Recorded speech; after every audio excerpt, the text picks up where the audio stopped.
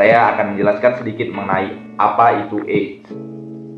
AIDS atau Acquired Immunodeficiency Syndrome adalah sebuah penyakit yang disebabkan dari sebuah virus bernama HIV atau Human Immunodeficiency Virus yang menyerang sistem kekebalan tubuh manusia.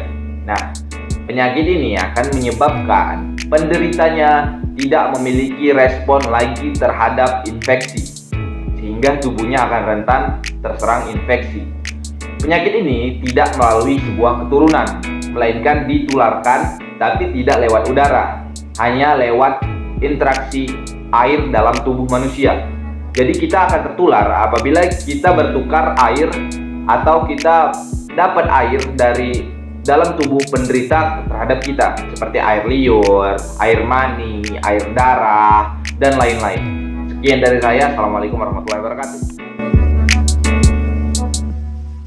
Saya akan menjelaskan beberapa cara penularan penyakit HIV/AIDS. Yang pertama, hubungan seksual. Penularan HIV/AIDS dapat terjadi melalui hubungan seksual tanpa kondom, baik melalui vagina, anal, maupun seks oral. Berganti-ganti pasangan seksual juga dapat menimbulkan risiko penularan penyakit HIV/AIDS. Yang kedua, penggunaan jarum suntik. Penularan HIV/AIDS juga dapat terjadi melalui jarum suntik yang sudah terkontaminasi oleh orang yang terkena penyakit HIV/AIDS. Berbagi jarum suntik dan menggunakan jarum suntik bekas juga dapat menimbulkan risiko tinggi tertular penyakit, baik itu penyakit lain, baik juga penyakit HIV/AIDS. Yang ketiga, menyusui, kehamilan, dan persalinan. Seorang ibu hamil yang terkena penyakit HIV/AIDS dapat beresiko tinggi menularkan penyakit HIV/AIDS terhadap bayinya. Ada baiknya jika seorang ibu hamil yang terkena penyakit HIV/AIDS berkonsultasi ke dokter agar menekan risiko penularan HIV/AIDS terhadap anaknya. Yang terakhir adalah transfusi darah. Penularan HIV/AIDS dapat terjadi juga disebabkan oleh transfusi darah. Namun pada saat ini jarang terjadi ada kasus penularan HIV/AIDS yang disebabkan oleh transfusi darah, disebabkan adanya pengujian kelayakan donor, baik itu donor darah, donor organ tubuh, atau donor jaringan tubuh. Sekian dari saya. Assalamualaikum warahmatullahi wabarakatuh. Penting kita ketahui bahwa HIV atau AIDS tidak menular melalui air liur, bersentuhan, gigitan nyamuk, batuk atau bersin, bertukar pakaian, dan berbagi toilet.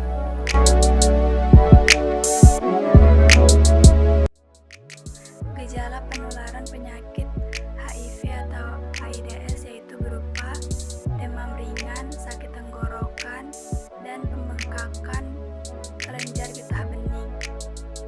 Hal ini menjadi bukti bahwa virus tersebut telah memasuki aliran darah dan merusak kekebalan tubuh.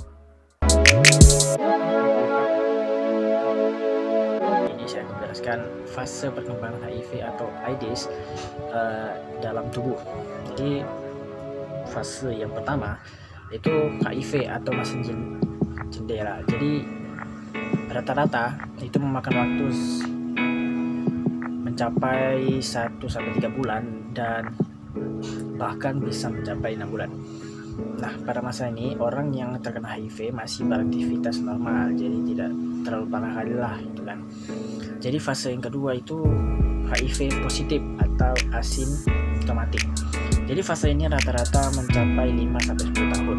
Nah, jadi pada fase ini penderita akan memiliki gejala seperti berat badan menurun 10%, infeksi saluran napas, herpes zoster, cheilitis angularis, lupus di mulut, erupsi popular,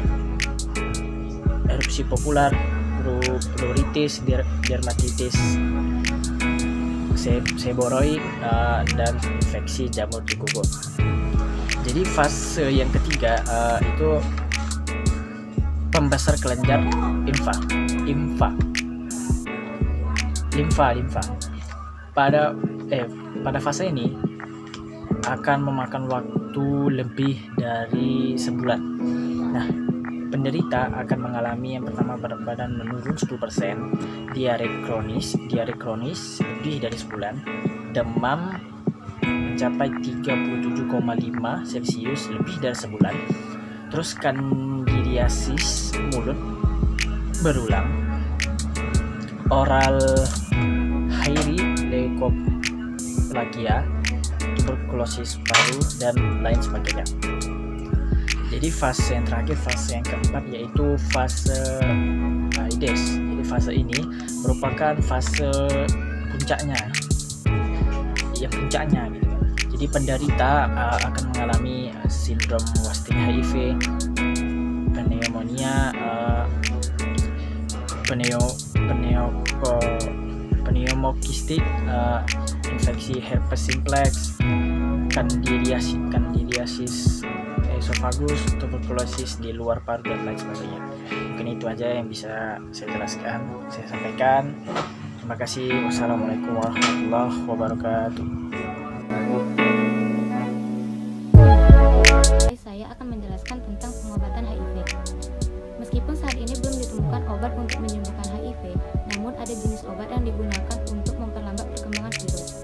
Jenis obat ini disebut antiretroviran atau ARV. ARV bekerja dengan menghilangkan unsur yang diperlukan oleh virus untuk menggandakan diri dan mencegah virus untuk menghancurkan sel CD4. Beberapa macam jenis obat ARV diantaranya etraviren, efaviren, lamivudin, zidofudin. Terima kasih.